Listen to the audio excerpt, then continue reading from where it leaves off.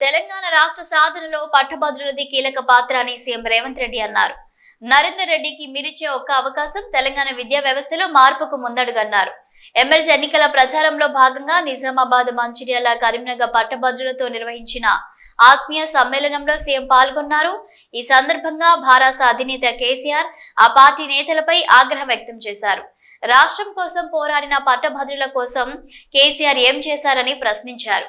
కేసీఆర్ అవసరం రాష్ట్రానికి లేదని ప్రజలు తీర్పిచ్చారు. రాష్ట్రంతో పేగుబంధం తెంచుకొని పార్టీ పేరు కూడా మార్చుకున్నారు. చేసింది చాలు, ఇక ఫామ్ హౌస్ లో విశ్రాంతి తీసుకోవాలని ప్రజలు ఆయనకు చెప్పారు. ప్రజలు తిరస్కరించినా కేసీఆర్ లో మార్పు రాలేదు. ఫామ్ హౌస్ లో కూర్చొని ప్రభుత్వంపై కుట్రలు చేస్తున్నారు.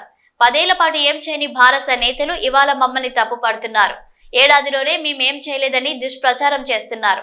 10 ఏళ్ల పాటు నోటిఫికేషన్లు ఇవ్వలేదు. ఇచ్చిన వాటి మీద వాళ్లే కేసులు వేశారు.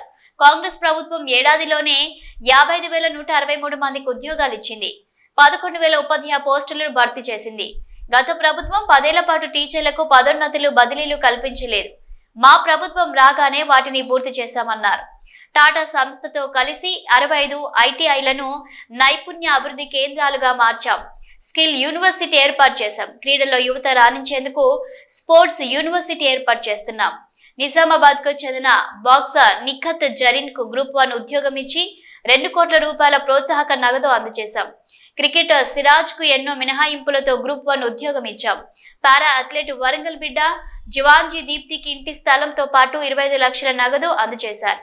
కేసీఆర్ చేసిన అప్పులకు ప్రతి నెల 600 రూపాయల కోట్ల వడ్డీ కడుతున్నామన్నారు. తెలంగాణలో మోదీ ఉద్యోగాలు ఇచ్చింది ఇద్దరికే. తెలంగాణలో 8 మంది భాజపా ఎంపీలను గెలిపిస్తే కేంద్రం నుంచి వారు సాధించిందేంటని సీఎం రేవంత్ రెడ్డి ప్రశ్నించారు. గొర్రెల స్కామ్, ఫార్ములా ఈ రేసు కేసులు పెడితే పేపర్లన్నింటినీ ఈడీ తీసుకెళ్లింది. ట్యాపింగ్ కేసులు ఏం చేయాలో మేము అది చేస్తాం. హైటెక్ సిటీ కట్టింది మేమే, ఫ్యూచర్ సిటీ కట్టేది కూడా మేమే అని రేవంత్ రెడ్డి వ్యాఖ్యానించారు. ధన్యవాదాలు మిత్రులారా. సంకల్ప సమావేశానికి అధ్యక్షత వహించిన మిత్రుడు, జిల్లా పార్టీ అధ్యక్షులు, మానకొండూరు శాసనసభ్యులు డాక్టర్ కవంపల్లి సత్యనారాయణ గారు, ఉమ్మడి కరీంనగర్ జిల్లా ఇన్ఛార్జ్ మంత్రివర్యులు పెద్దలు ఉత్తమ్ కుమార్ రెడ్డి గారు, సహచర మంత్రివర్గ సభ్యులు మిత్రులు దుద్దిల్ల శ్రీధర్ బాబు గారు, సహచర మంత్రివర్గ సభ్యులు మిత్రులు పొన్నం ప్రభాకర్ గారు,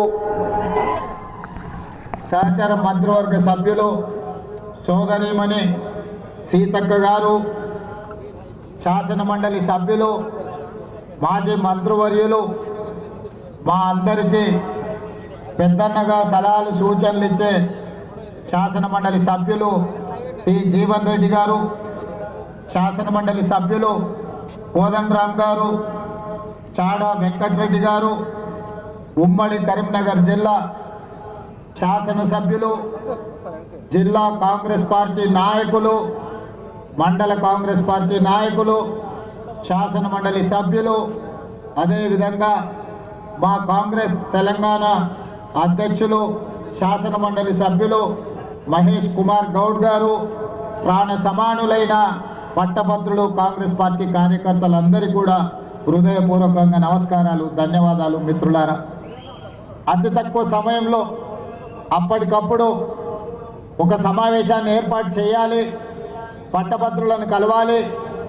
గత 13-14 నెలల్లో మనం చేసిన పనులను ప్రస్తావించాలి, మన సమస్యల్ని వివరించి వాళ్ళ సమస్యల్ని పరిష్కరించిన అంశాలను కూడా వాళ్ళతో పంచుకోవాలని చెప్పి సహచర మంత్రివర్గ సభ్యులతో నేను మాట్లాడడం జరిగింది. సరిగ్గా 48 గంటల్లో వేలాది మందితో కరీంనగర్ గడ్డ మీద ఇంత గొప్ప సమావేశాన్ని ఏర్పాటు చేసి ఈ కరీంనగర్ కాంగ్రెస్ పార్టీకి కంచుకోట నిరూపించినందుకు వాళ్ళందరూ కూడా మనస్ఫూర్తిగా ధన్యవాదాలు తెలియజేస్తున్నాను. మిత్రులారా, ఈ కరీంనగర్లో ఉన్న చైతన్యం, ఈ కరీంనగర్ జిల్లాకు ఉన్న ప్రత్యేక స్థానం 2004లో శ్రీమతి సోనియా గాంధీ గారు ఆనాడు ఎన్నికల పర్యటనలో భాగంగా ఈ గడ్డ మీద నుంచే 4 కోట్ల తెలంగాణ ప్రజలకు మాట ఇచ్చింది. మీ మనసులో ఆలోచన, 6 దశాబ్దాల మీ పట్టుదల, నాకు తెలుసు తప్పకుండా మీ ఆకాంక్ష నెరవేరుతుంది అని శ్రీమతి సోనియా గాంధీ గారు చెప్పింది. ఇచ్చిన మాట ప్రకారం ఎన్ని ఒడిదుడుకులు వచ్చినా, ఎన్ని అవాంతరాలు, ఎంతమంది అడ్డం పడ్డా తెలంగాణ రాష్ట్రాన్ని ఇచ్చి కరీంనగర్ గడ్డ మీద నుంచి తెలంగాణ ప్రజలకు ఇచ్చిన మాట శ్రీమతి సోనియా గాంధీ గారు నిలబెట్టుకున్నారు. ఇదే కాదు, ఈ కరీంనగర్ జిల్లాకు దేశంలోనే ఒక ప్రత్యేక గుర్తింపు, చైతన్యం ఉన్నది.